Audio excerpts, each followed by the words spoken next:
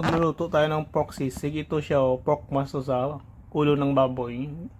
Gagawin natin, ito-torch muna natin to para malinis yon ang balat ng baboy. Kukunin natin ang mga balahibo ng baboy. Pagkatapos i-stretch natin, tapos i-check natin uli kapag mayroon pa mga balahibo. Linisin natin ng maayos. Ito siya, oh. Pagkatapos to ng torch, hugasan ko to. Tapos ipatuluin. Ito siya. Masiguro mga 7 piraso to ginawa ko na ulo ng baboy para sa sisig. Ito siya. Malinis to siya. Tapos may pinapakuluan na tayo na tubig. Ang nilinisan natin na baboy, ilalagay natin dyan sa tubig. Pakuluan natin mga 3 hours, 30 minutes. Pagkatapos ng 3 hours, kunin natin ang baboy tapos ilagay natin sa chiller. Tapos i-grill natin kapag gusto natin lutuin na ang pork sisig natin. Ito siya, oh. Ilagay natin to.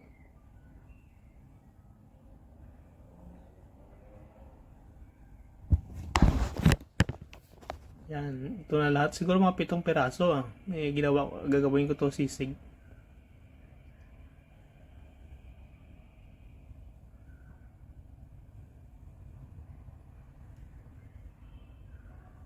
Ito siya.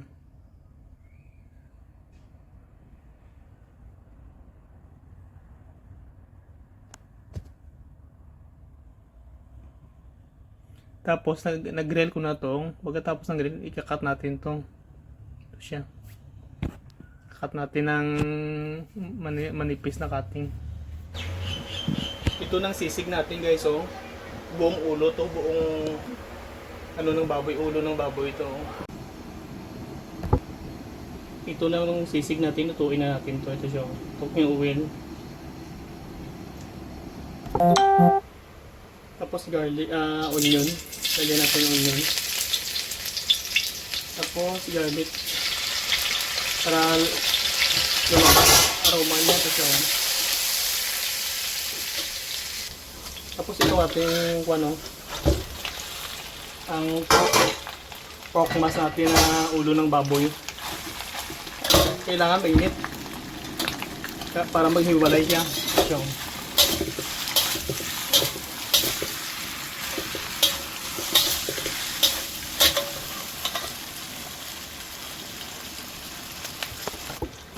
tapos sagyan natin yung chicken stock. Shit. Dali lang gawin, ah.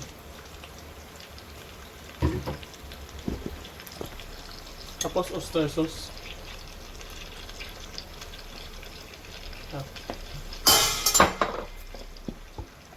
Tapos ito, sugar. Tapos black pepper. Tapos high heat.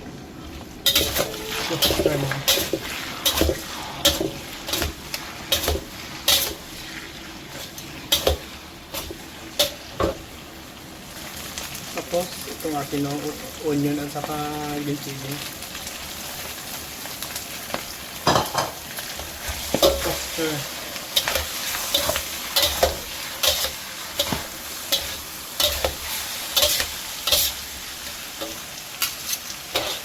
Tikman muna natin ang lasa. Lagyan ko ng konting sugar.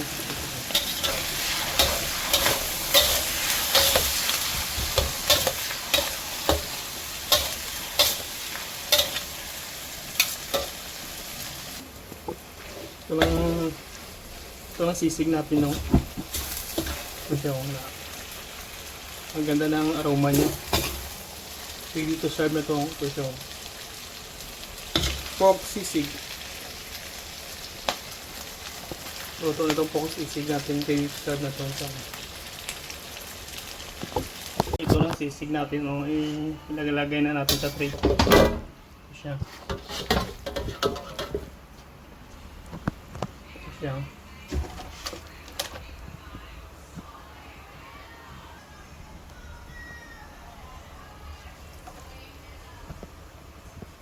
So, lagyan na natin ng onion. Tapos, kalamansi. So, tapos, red chili to siya. Tapos, ano natin, iklap. Juicy ito yung amin na sisig. So, ito lang sisig natin, no? Ready to serve na ito. Ready to delivery. Ready for delivery. Ito na siya. Salamat sa nanonood. Thank you.